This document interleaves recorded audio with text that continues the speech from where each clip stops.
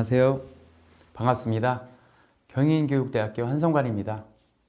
이번 시간에는 인간지능과 인공지능에 관련된 주제로 인공지능의 정의와 그 연구 분야, 그리고 근간이 되는 기술들, 그리고 인간지능과의 그 차이점에 대해서 살펴보도록 하겠습니다.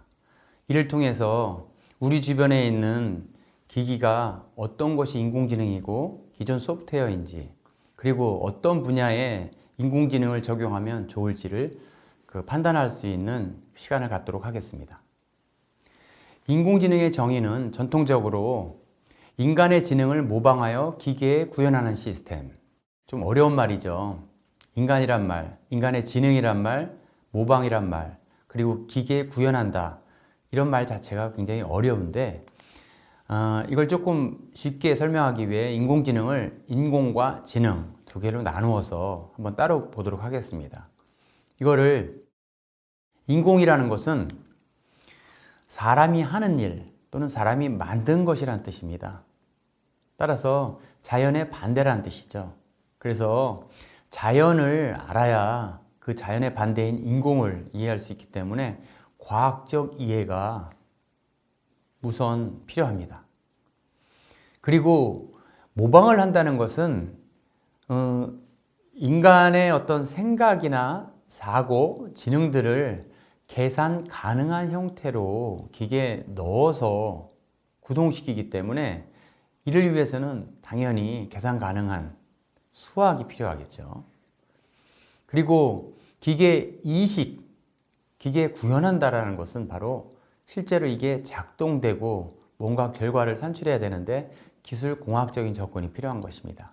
따라서 우리가 인공지능의 인공 또는 인공지능을 이해하기 위해서는 과학, 수학, 기술 공학적인 그런 아이디어가 필요하겠죠. 인공이라는 것은 앞서 말씀드린 대로 그 자연의 반대, 그리고 모방을 계산 가능하도록, 그리고 기계 이식 가능하도록 만들었다는 뜻인데요. 인류의 역사를 이렇게 보고 컴퓨팅 기기의 발전을 보게 되면 이러한 그 인공적인 것을 볼 수 있습니다. 주판의 경우 알을 위아래로 놓음으로써 밑에 거 하나 올리고 위에 내리면 6이 되죠.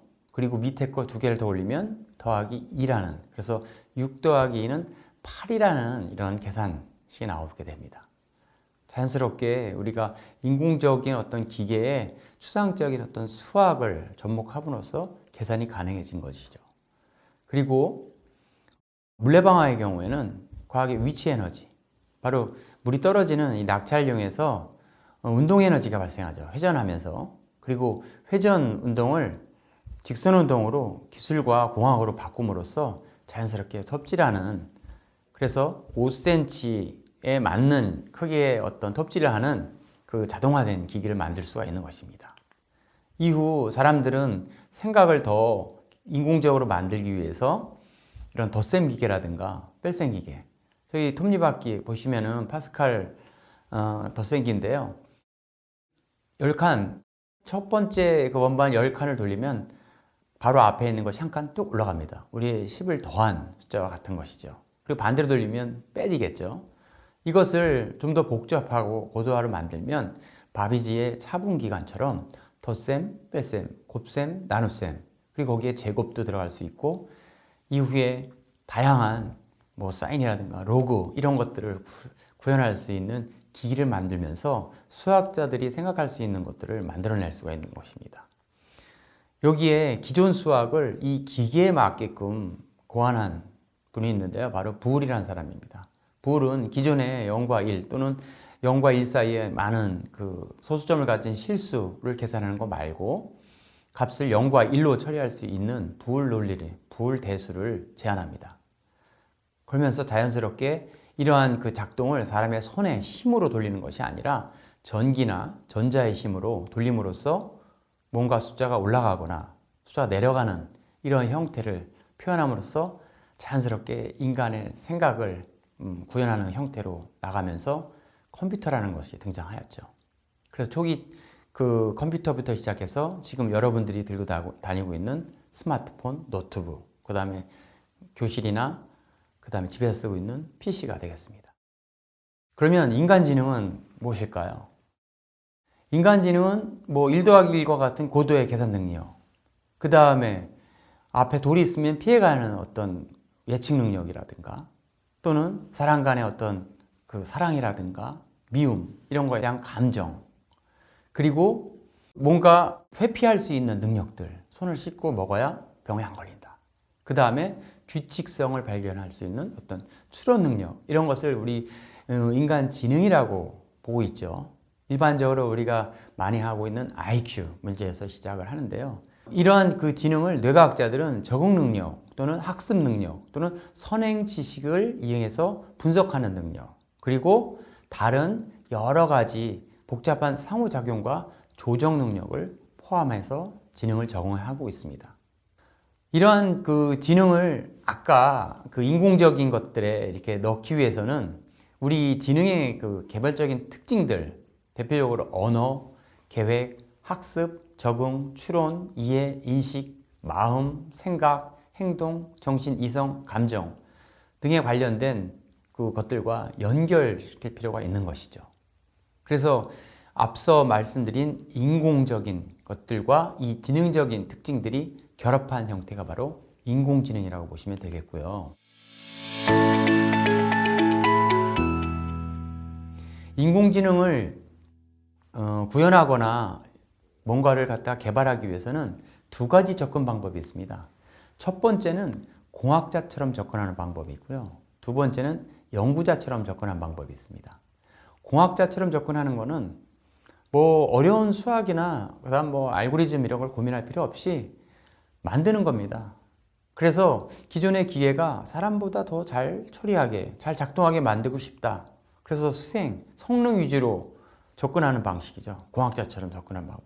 이거는 여러분들이 인공지능을 지금 배우겠다고 이렇게 여기 강좌에 수강한 것처럼 뭔가를 할 때 직접적으로 만들어 보시는 그런 방법이 있고요. 두 번째는 연구자처럼 접근하는 방법입니다. 야, 도대체 인간의 지능이라는 게 뭐지? 뇌는 어떻게 작동하는 거야? 학습이라는 뭘까? 추론 능력이라는 건 뭐고? 사람의 지능을 이게 닮았는가? 담았는가? 이런 것들을 연구하는 거죠. 이 두 가지는 여러분들이 보다 높은 어떤 인공지능의 지식이나 기능을 연마하기 위해서 꼭 두 가지 필요한 상황입니다. 공학자처럼 접근하다 보면, 지속적으로 만들다 보면 뭔가 발전하지는 않고 그냥 내가 손으로 뭐 만지는 그런 걸로 끝나는 경우가 있어요. 연구자처럼 접근하려면 너무 어렵습니다. 뭐 수학 공식에 알고리즘 잔뜩 써있는 수십 페이지짜리를 읽려면 그냥 포기하게 되죠. 그러다 보니까 자연스럽게 만들어 보고 연구자처럼 이론도 이해하고 이론을 이해한 다음에 그걸 구현해 보고 하는 그런 상호작용적인 보완적인 그런 활동을 통해서 인공지능을 이해하고 뭔가를 만들어낼 수가 있습니다. 그래서 인공지능과 관련해서 여러 가지 그 용어들이 있는데요. 이런 말을 하시는 분도 있어요. 기계학습이 인공지능이야. 또는 뭐 딥러닝이 인공지능이야. 뭐 등등 이렇게 말하는 분들이 있는데요. 이거는 반은 맞고 반은 틀린 이야기입니다. 기본적으로 모든 학문에는 과학과 철학이 있죠. 그 위에 수학이 있습니다. 이 수학을 바탕으로 기계에 넣은 것이 바로 컴퓨터 과학이고요. 이 컴퓨터 과학은 알고리즘, 자료구조, 운영체제 여러 가지 분야 중에 인공지능이라는 분야가 있습니다. 그리고 인공지능은 이전 시간에 안내드린 것처럼 역사적으로 탐색이나 전문가 시스템, 지식추론, 뭐 기계학습 뭐 등등 여러 가지 분야가 있는데 그 중에서 지금 뜨고 있는 것이 바로 기계학습입니다. 그리고 기계학습은 뭔가를 사람이 가르쳐서 배우는 방법이 있고 기계 스스로 배우는 방법 또는 칭찬, 벌, 보상을 통해서 하는 강화학습 이렇게 세 가지 방법이 있습니다. 그 중에서도 지도학습이 포함하고 있는 게 바로 딥러닝입니다. 인간의 뇌 갖다 학습시키는데 뭔가를 세상으로부터 배워서 할 수 있는 방법인데 그 중에서도 이제 시각, 이미지 처리를 잘하는 것이 바로 CNN 알고리즘이고요. 그 다음에 언어적인, 순차적인 것을 처리하는 그런 알고리즘이 RNN입니다. 이것이 이제 산업 전반에 겹치면서 융합적으로 발전해 나가게 되는 거죠. 그에 따른 인공지능의 기본이 되는 학문들이 있는데 바로 신경과학, 뇌과학, 인지과학, 심리학, 언어학, 통계학, 사회학 등입니다. 이거는 아까 인공지능의 접근 방법 중에서 연구자적인 측면에서 꼭 해둘 필요가 있는 것이죠. 나는 굳이 이거 안 하고 공학자처럼 하겠다. 그럼 융합 영역에 집중하면서 그에 따른 인공지능 기술이나 컴퓨터 과학을 끌어다가 쓰기만 하면 되는 겁니다. 기존의 연구자들이 많이 만들어 놓은 그 오픈된 데이터가 있기 때문에 접근할 수가 있는 것이죠. 이처럼 인공지능은 그 연구 분야를 보게 되면 기초 연구가 있고 응용 연구가 있습니다. 보통 AI 그 순수 과학자들은 인공지능 기초 연구, 그래서 기본적인 인공지능 알고리즘을 이해하는데요. 탐색과 문제 해결, 지식 표현, 불확실성, 기계학습, 인식 이런 내용들이 기초 연구가 되겠고, 응용 연구는 AIX, 융합과학자들이죠. 그리고 산업에서 활용하는 사람들입니다. 그래서 범용 문제 해결 프로그램이나 전문가 시스템, 그 다음에 지능형 에이전트, 추천 시스템. 요새 쇼핑몰에서 많이 사용이 되고 있죠. 넷플릭스에서도 많이 사용되고 있는 이런 추천 시스템, 그 다음에 컴퓨터 비전, 자연어 처리, 로보틱스 이런 분야들이 있습니다. 그렇게 해서 인공지능의 어떤 연구 분야들이 쭉 이렇게 나와 있고, 지금 오른쪽에 보시는 거는 바로 지금 많이 뜨고 있는 분야입니다. 기계학습, 자연어 처리, 그 다음 컴퓨터 비전, 음성인식, 로보틱스 이런 분야들이 많이 뜨고 있는 것이죠. 그래서 이러한 그 인공지능을 배우기 위해서 여러분한테 권하고 싶은 내용들은 뭐냐? 우선 인공지능을 재빠르게 배우고 싶으신 분들은 컴퓨터 과학 중에서도 코딩을 꼭 해보십시오. 프로그래밍이죠. 이 프로그래밍을 통해서 컴퓨터 과학의 전반적인 부분을 이해할 수 있습니다. 컴퓨터 과학은 하드웨어도 다르고 소프트웨어도 다르고 데이터에 관련된 부분도 다릅니다. 그리고 사용자의 어떤 그 상호작용이라든가 그래픽스라든가 암호 이런 여러 가지 분야가 있는데, 그 중에서 코딩에 집중해서 배우시면은 컴퓨터 과학이 쉽게 접근할 수가 있고, 이걸 바탕으로 인공지능으로 접근하게 되면 좀 빠르게 접근할 수 있습니다. 물론 이쪽 그 전공 영역을 하신 분들은 기본적으로 하드웨어, 소프트웨어, 데이터, 그 유저에 관련된 부분을 고르게 갖고 있기 때문에 인공지능을 접근하는 건 굉장히 쉬운 일이죠. 그리고 나서 여러분들이 산업에 활용하고 융합해서 적용한다고 하는 것은 해당 분야의 그 도메인 지식이 꼭 필요하죠. 그래서 나는 인공지능 쪽은 굉장히 뛰어난데 해당 분야 지식이 좀 부족하다, 경험이 없다, 또는 그쪽을 하고 싶은데 아직은 좀 미숙하다 할 경우에는 같이 협업을 통해서 그 지식을 믹스하는 거죠. 바로 융합시키게 되면 인공지능 X의 제품들을 만들어낼 수 있습니다. 지금 초중등학생들이라든가 새롭게 이쪽 컴퓨터 그 분야를 공부하시는 분들은 기초학문, 수학, 과학, 기술, 공학 아까 말씀드렸죠. 그 다음에 언어, 그 다음에 뇌과학, 인지과학, 심리학, 통계학 이런 부분들을 좀 다져놓으면 인공지능을 좀 더 쉽게 배울 수가 있게 되겠습니다. 자, 그러면 인공지능이 어떻게 그 개발되어서 현장에 적용되느냐? 두 가지 접근 방법이 있습니다. 첫 번째는 지식 기반 접근 방법이고요. 두 번째는 데이터 기반 접근 방법입니다. 지식 기반 접근 방법은 인간의 지식을 저장해서요, 의사결정을 합니다. 그래서 인간의 지식을 기호로 조합해서 표현하는데요.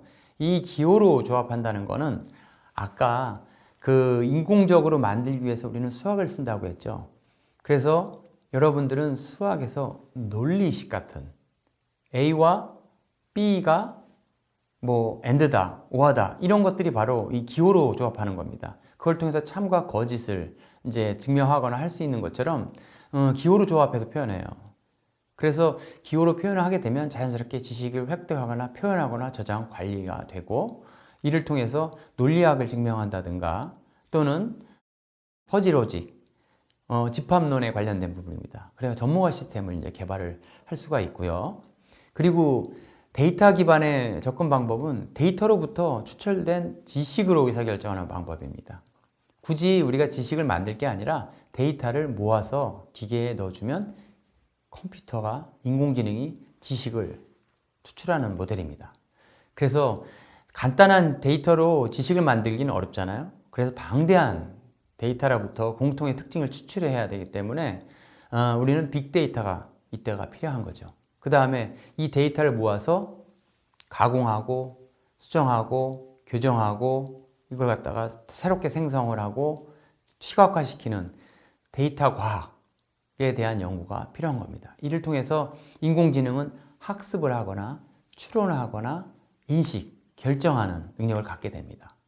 그래서 기계학습이라든가 최적화 문제에 많이 쓰이는 접근 방법이고, 수학적으로는 통계나 확률을, 그 다음에 인공지능 기법에서는 신경막, 뉴럴넷이죠. 그리고 유전자 알고리즘 같은 이런 알고리즘을 통해서 인공지능을 접근하게 됩니다.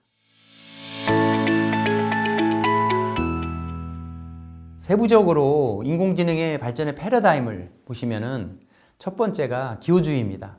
기호주의는 지식 기반 접근으로서 말씀드린 대로 이렇게 심볼 A라는 값을 두고, 뭐 컴퓨터 프로그램에서는 A라는 변수에 어떤 문장을 집어넣으면 되겠죠. 그 다음에 not A 같은 경우에는 그거에 대한 부정어를 같이 추가해서 넣어주면 자연스럽게 어떤 변수 값에 이 지식, 사람의 지식이 들어가면서 하나의 기호를 갖게 됩니다. 하나의 기호를 갖게 되면 컴퓨터는 이 변수를 통해서 계산이 가능하죠. 그러면 바로 인간의 지식을 처리할 수 있는 상황들이 되는 겁니다. 그래서 and, or, not, 그 다음에 뭐 implication이라든가 reduction 이런 걸 통해서 여러분들이 수학 시간에 배웠던 그 논리학, 뭐 아니면 부울, 그 다음에 뭐 드모르강의 법칙, 뭐 이런 것들이 있잖아요. 이런 방법들을 이용해서 인공지능의 어떤 추론 능력 이런 것들을 개발하는 방식이 바로 기호주의 접근 방식입니다. 두 번째는 유추주의 방식입니다. 인공지능한테 기계를 갖다가 뭐 똑똑하게 만드는 방법. 지속적으로 말씀드리지만 기계가 인공적으로 인간의 지능을 이렇게 구현한다는 것은 수학적인 접근이 꼭 필요하다는 그 말씀을 꼭 드리고 싶어요. 수학적인 접근이라는 것은 수학식으로 표현할 수 있으면 되는 겁니다. 사람은 뭔가 유추를 통해서 그 학습을 하거나 판단을 하게 됩니다. 내가 저 옆에 있는 사람이 뭔가를 먹어요. 그럼 나도 먹을 수 있다는 걸 유추할 수 있겠죠. 근데 어떤 사람이 뭔가를 먹다가 쓰러집니다. 그럼 먹지면 안 되겠구나라는 거를 유추할 수 있는데요.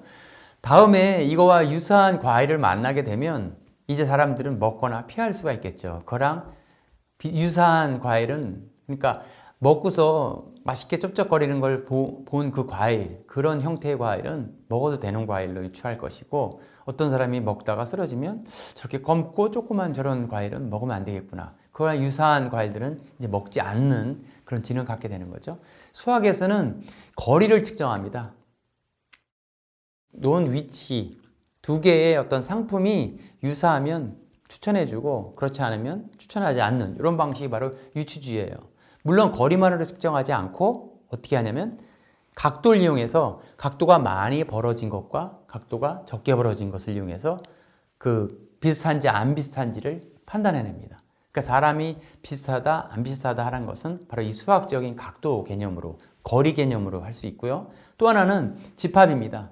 이 안에 포함되어 있으면 같은 친구구나, 포함되어 있지 않으면 다른 거구나, 이렇게 포함할 수 있는 방법들이 바로 이 유추주의는 이렇게 수학식을 이용해서 처리할 수가 있습니다.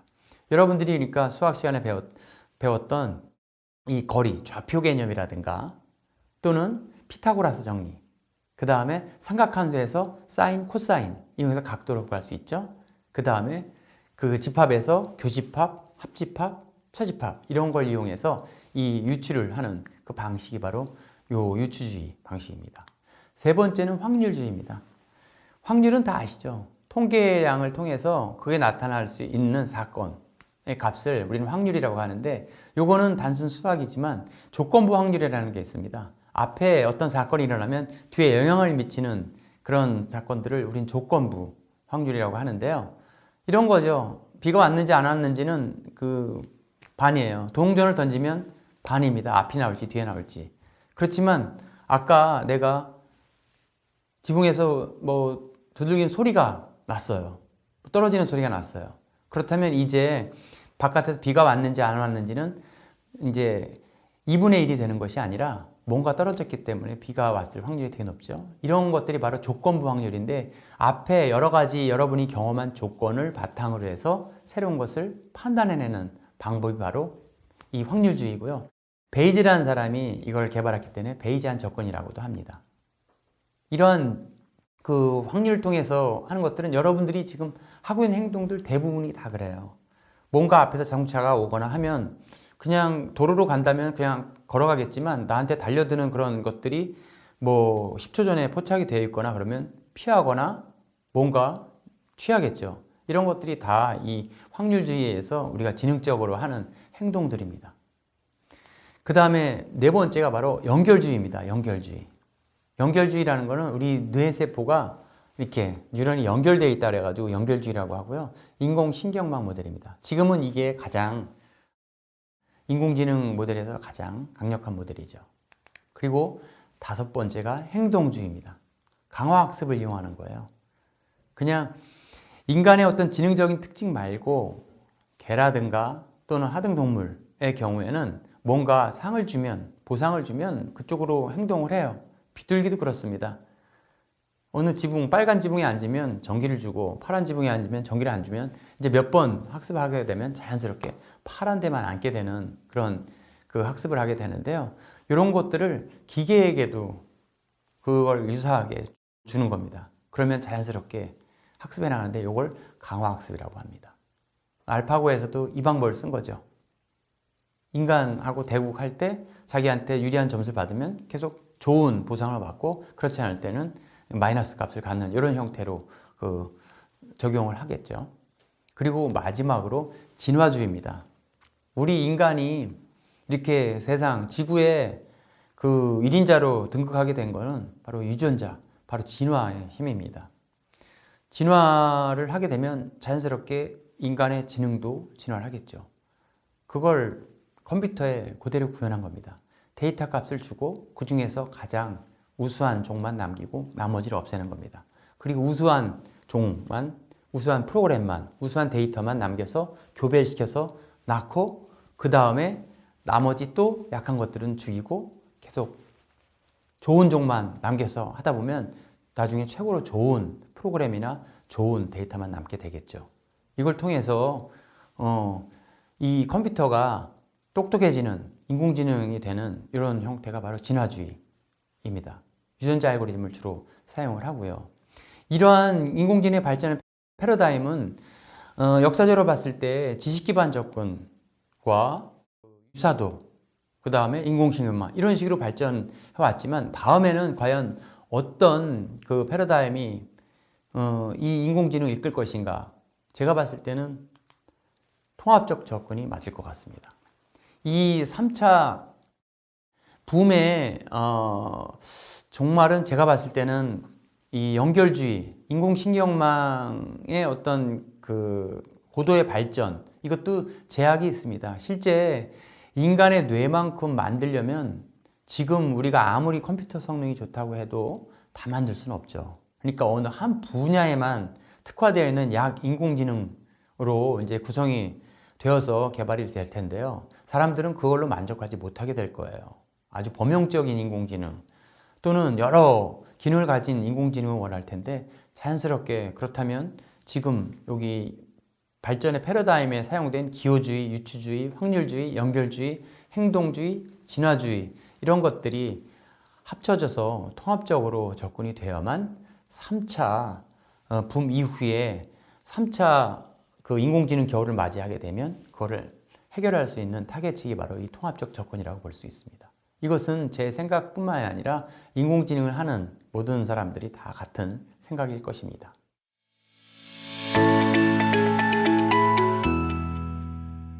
자, 말씀드린 것처럼 인공지능의 정의는 인간의 지능을 모방하여 기계에 구현하는 시스템. 자, 인간의 지능. 인간이 만든 것은 자연과 다르기 때문에 과학을 이해해야 한다고 했죠. 그다음 모방한다는 것은 기계가 뭔가 계산을 통해서 처리해야 되기 때문에 수학을 이해해야 된다고 했습니다. 그리고 기계에 구현하려면 기술과 공학이 필요하다고 했죠. 이런 것들을 이해하기 위해서는 지능과 이 컴퓨팅 사고에 대한 그 관계를 꼭 이해하실 필요가 있습니다. 컴퓨터 과학은 지능을 기계에 부여하는 그런 학문이에요. 그래서 어떤 기계적인 사고와 인공지능의 발전이 인간의 시야와 미래를 보는 사고의 변화를 가져오게 되었습니다. 그렇죠. 지금 아이들은 제가 어렸을 때 아이들하고는 다릅니다. 왜냐하면 스마트폰, 지금 우리는 굉장히 오래되지 않은 기술로 이렇게 알고 있는데 지금 아이들은 제가 어렸을 때도 있었던 기술로 지금 착각하게 됩니다.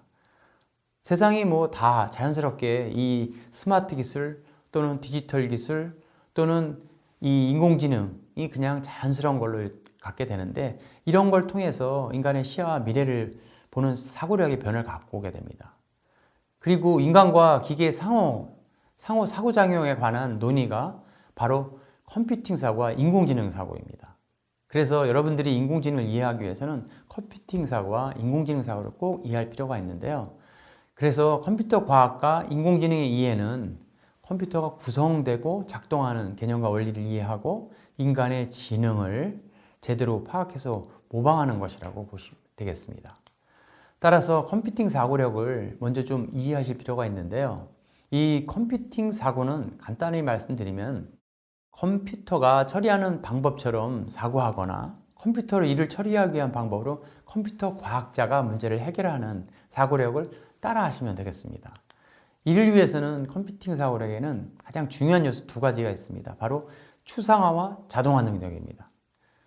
추상화라는 것은 우리의 지능이라든가 행동의 그 동작 자체를 언어적으로 또는 상징적으로 단순화시킨 게 바로 추상화입니다. 아까 말씀드린 거 인간이 적응 능력이 있고 뭐 학습 능력이 있다 그러는데 학습은 뭐고 추론은 뭐고 예측은 뭔지 추상화시켜서 처리할 필요가 있어요. 이걸 컴퓨터에서는 하나의 데이터 값으로 추상화시키거나 프로그램의 한 모듈로 추상화시킬 필요가 있는 거죠. 그리고 이걸 기계에 넣어서 작동시키려면 자동화가 필요한데 이 자동화는 달리 말씀드리면 알고리즘을 프로그래밍하는 능력입니다. 그래서 실제 현실에 있는 세계를 추상화시켜서 코딩으로 프로그래밍으로 기계에 넣게 되면 자연스럽게 이러한 인공지능의 기술을 만들 수가 있는 것입니다. 이것을 우리는 컴퓨팅 사고력이라고 하고 있고요. 컴퓨팅 사고력을 키울 수 있는 방법은 바로 이 네 가지입니다. 핵심이. 딥러닝 그 모델을 보셨잖아요. 다층 퍼셉트론이라고 해서 굉장히 복잡한 구조가 있는데 작은 단위로 문제나 자료를 분해하는 겁니다. 그러면 보입니다. 인공지능을 이해하는데 작게 분해해 보십시오. 그러면은 이해할 수 있어요. 그래서 앞으로 실습도 있고 여러 가지 이론적인 내용들이 있는데 여러분들이 쉽게 접근하는 방법은 분해를 해보시면은 두려움이 없습니다. 굉장히 복잡한 것도 작은 단위로 만들어서 그 원리나 그 기능들을 파악해 보면 그 속성들을 이해할 수 있습니다. 그리고 패턴을 인식하는 겁니다. 인공지능은 특히 뇌 같은 뉴런의 구조는 다 뉴런이 지속적으로 연결되어 있고 시냅스가 연결되는 그런 패턴을 갖고 있습니다. 그래서 이 패턴을 이해하면 거기에 작동되는 방법들을 이해할 수 있고 이걸 한 단위로 구성하는 거죠.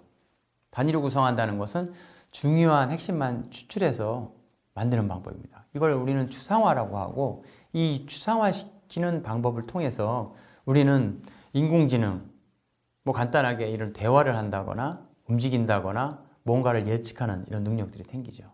그리고 마지막으로 알고리즘입니다. 이 전체적인 과정을 절차적으로 나열하는 겁니다. 이거를 머릿속으로 생각해도 좋고 글로 써도 좋고 그림으로 해도 되고 결국 컴퓨터에 직접 찍어서 넣을 수 있는데 바로 이게 바로 코딩이라고 보시면 되겠습니다. 여러분의 생각, 절차적인 어떤 문제 해결 과정을 기록하는 것들이 바로 코딩 프로그램이라고 하시면 되겠고 컴퓨팅 사고는 이런 형태로 구성하게 되면 인공지능의 어려운 부분들을 이해하는 데 많은 도움이 되겠습니다. 그래서 이 컴퓨팅 사고력은 기존의 통계학의 컴퓨팅 사고력이 들어감으로써 기계학습으로 진화했고 컴퓨터와 생명공학이 붙으면서 생물정보학이라는 게 나타납니다. 그래서 기존 생물학자들의 생각을 변화시키는데 그 많은 영향을 미쳤습니다. 이 컴퓨팅 사고력이라는 게. 그래서 여러분들도 인공지능 전문가, 컴퓨터 과학을 잘 못했다고 하더라도 컴퓨팅 사고력의 관점에서 이 사고력을 자꾸 훈련하다 보면 여러분의 그 도메인 지식, 어떤 직업이든지 그 지식과 그 다음에 인공지능 또는 컴퓨터 과학을 연결시킬 수 있는 그런 역량이 생기는데 바로 이 컴퓨팅 사고력이라고 보시면 되겠습니다. 이 컴퓨팅 사고력은 기존의 수학, 공학, 과학, 논리, 비판, 창의력과 이렇게 같이 연결되면서 문제 해결 능력으로 이렇게 승화가 되는데, 이로써 우리는 인공지능을 배우고 뭔가를 한다는 게 결국 문제 해결을 키운다라는 걸로 이제 귀결시킬 수가 있다고 볼 수가 있습니다.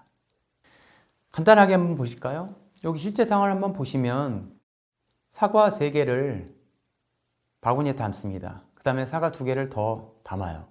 이게 실제 상황이에요. 이거를 수식화 시켜보면, 수식화라는 건 뭐냐면은 바로 추상화 시킨다는 거죠. 왜냐면 기계에다가 이걸 넣어주려면 어떻게 되냐, 사과 3개, 사과 2개 이런 말 자체를 이해하기는 어렵거든요.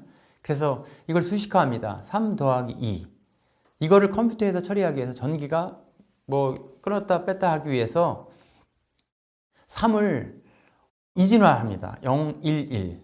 2는 0, 1, 0이죠. 간단하게 이진수를 처리하면 이렇게 이진화하고 요것을 바로 컴퓨터의 구조에다가 넣는 겁니다. 기억장치에.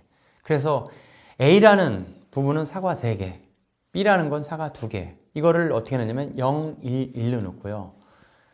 0, 1, 1, 3은 2는 0, 1, 0으로 넣습니다.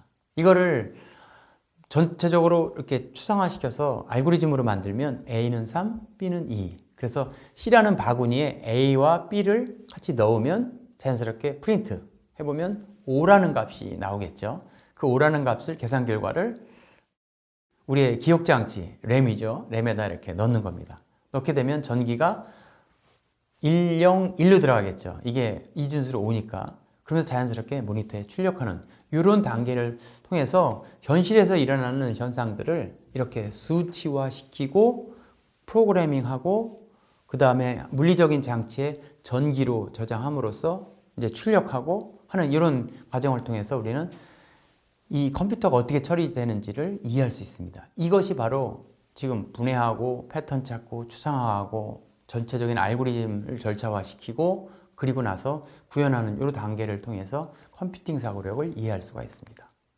인공지능도 마찬가지입니다. 보시면 굉장히 복잡한 시각, 인식 프로그램 있죠. 여기 딥러닝 중에 CNN 알고리즘입니다. 보기만 해도 복잡해요. 이렇게 숫자도 많고 뭐 되게 복잡한 구조가 많은데 요거를 작게 쪼개보는 겁니다. 쪼개보면 자연스럽게 패턴들이 나타나요. 일정하게 동그라미와 선들이 연결되면서 패턴들이 나타나죠. 그리고 나서 그 중에 또 쪼갭니다. 분해가지고 작게 나요. 그리고 나서 그 안에서 일어나는 수학적인 원리나 이런 것들을 추상화시킵니다. 그러면 입력한 값을 다 모아가지고 합해서 그 나온 결과를 출력시키는 걸 볼 수가 있습니다. 이게 어떤 작동 원리인지는 몰라도 이런 형태로 구성이 됩니다. 그리고 이게 어떻게 되냐? 인간의 눈에서 작동하는 원리와 같은 거죠. 다시 들어가 보면 이 뇌에서 작동하는데 시각 정보는 이렇게 눈을 통해 들어와서 이 후두엽에서 처리가 되고 앞으로 이렇게 돌아가면서 뭔가를 인식하는 이런 과정을 겪게 되는데 이 뇌도 역시 작게 분해를 해보면 뉴런 단위로 볼 수가 있겠죠. 그래서 이 뉴런과 단일 신경망, 퍼셉트론을 연결시키고 이거를 다시 패턴을 쌓아서 다층 신경만 만들고 이걸 하나의 전체적인 거대한 알고리즘을 구축하면 딥러닝이 되는 겁니다. 이런 과정으로 컴퓨팅 사고를 통해서 인공지능을 이해하는 근간이 되니까 항상 이 인공지능 어려운 걸 보더라도 이 컴퓨팅 사고의 관점에서 이렇게 차근차근 그 분석하고 기능을 이해하는 그런 습관을 들이시면 인공지능은 그렇게 어렵지 않습니다.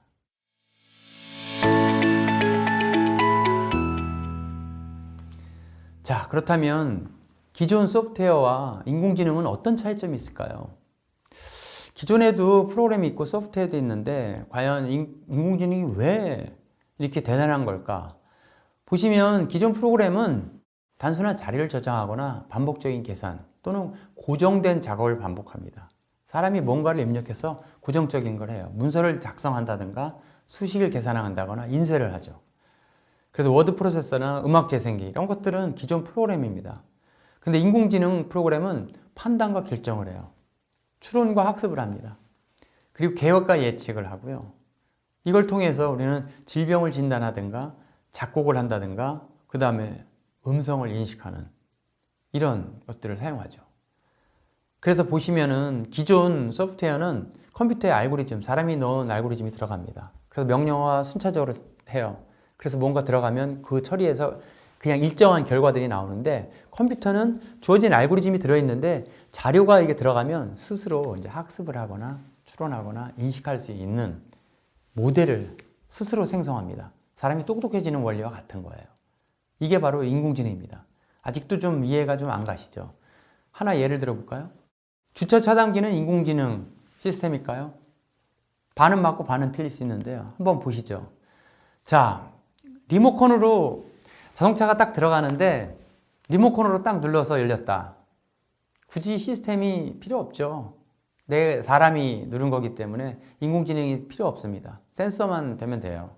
센서가 돼서 이 센서 값이 맞으면 그 소프트웨어가 모터를 돌려가지고 올리겠죠. 그 다음에 인터폰이나 비밀번호를 가지고 넣었다. 역시 마찬가지로 내 손으로 눌렀고 뭐 누가 인식해서 한 건 아닙니다. 그래서 인공지능을 할 수가 없죠. RF카드라든가 IoT 시스템, 차량에 센서가 부착이 돼서 거리 센서가 있어서 자동으로 열어주는 이런 장치들 있죠. 이런 것들은 굳이 인공지능 넣을 필요가 없습니다. 근데 입주민 차량만 확인해서 차단기를 오픈하고 그렇지 않은 거는 차단 열지 않는 방범 시스템을 적용했다라고 한다면 좀 달라집니다.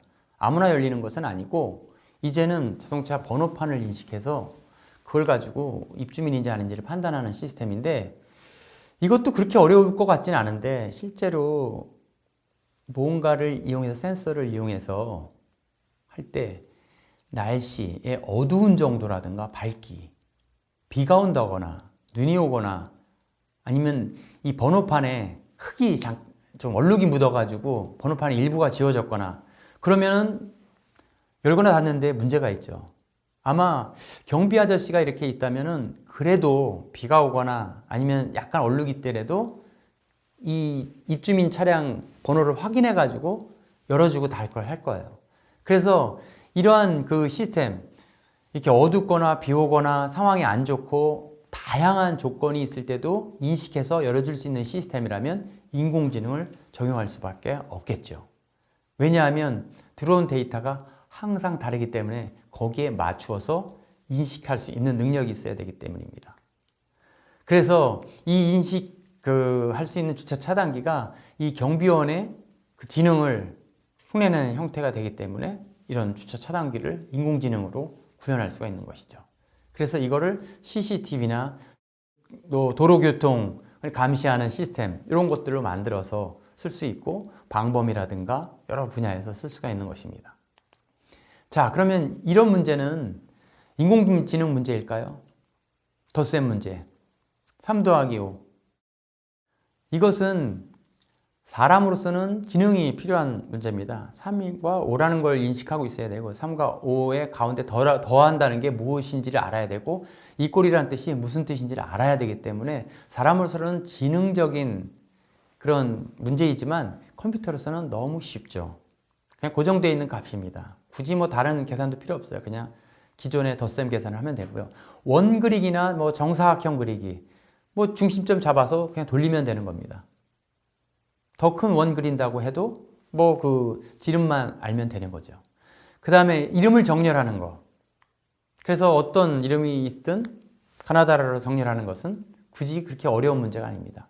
그리고 주사에 던져서 숫자를 나타내게 하는 거. 이건 난수를 이용하면 간단하게 할 수 있어요. 지능적인 행동이라고 볼 수는 없죠. 근데 이런 문제들은 틱택토. 이거는 해보면은 이 컴퓨터의 모든 경우의 수를 프로그램 해가지고 해도 상관없습니다.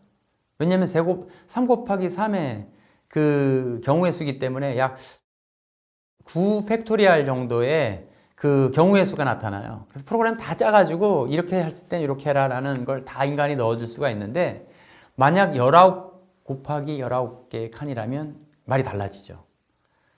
그러면 3 곱하기 3 팩토리얼 개의 경우의 수가 있는 상황에서 19 곱하기 19 팩토리얼 개수의 경우의 수가 발생합니다. 이거는 우주에 있는 원자의 수보다 더 많은 경우의 수예요. 이걸 사람이 프로그램해가지고 넣어준다는 것은 불가능하죠.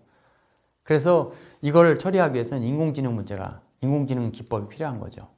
하노이탑 문제도 있습니다. 하노이탑 문제는 다 아시다시피 원반을 옮기는 것이죠. 옮기는데 그 제약 조건이 작은 거 위에 큰 거로 올라갈 수 없으니까 ABC를 잘 조절해서 해야 되는데 원반이 2개라면 굉장히 쉽죠. 3개도 쉽습니다. 4개까지도 쉬운데 원반이 50개라면 이제 그 경우의 수가 또 무한대로 폭발하면서 이제 사람이 하나씩 옮겨서 할 수 있는 그런 방법들은 나오지가 않습니다. 그래서 인공지능 문제로 해결해야겠죠. 엘리베이터도 마찬가지예요. 그냥 단층에서 1, 2층만 옮기고 하나만 옮긴다면 굳이 복잡하게 할 필요가 없는데 100층짜리 건물에 5대가 움직이는데 전기를 가장 적게 먹는 그런 방법을 이용해서 움직여라. 그렇다면 당연히 인공지능 기법들이 필요한 겁니다. 사람의 머리가 필요한 거예요. 그 다음에 전등도 움직임 감지해서 불이 켜지고 꺼진다면 굳이 쓸 필요가 없습니다. 근데 집주인만 감지해서 집주인만 켜지고 다른 사람들은 켜지지 마라. 이런 경우에는 이제 사람 얼굴, 집주인 얼굴도요, 보시면 화날 때 있고 껌껌할 때 있고 마스크 쓸 때가 있고 그 다음에 옆모습이 있고 떠들면서 올 때도 있고 그 다음에 머리를 숙이고 올 때도 있지 않습니까? 그래도 집주인 걸 확인해서 전등이 켜진다면은 이거는 인공지능 문제가 되겠죠. 그래서 이런 문제들이 바로 지문인식, 자율주행, 음악 작곡, 자연스러운 대화 이런 것들이 바로 인공지능 문제가 되면서 여기에 인공지능이 도전하고 있는 것입니다. 이상으로 인공지능의 기본적인 어떤 배경, 기초 지식, 그 다음에 그 발전 과정에 따른 여러 가지 다양한 기법, 그리고 인공지능인 것과 아닌 것들을 이렇게 살펴봤는데요. 오늘 이런 것을 통해서 여러분들이 인공지능이 기존 소프트웨어가 어떻게 다른지 잘 판단할 수 있는, 그 다음에 그걸 잘 인식할 수 있는 기회가 되었으면 좋겠습니다. 이상으로 마치도록 하겠습니다. 감사합니다.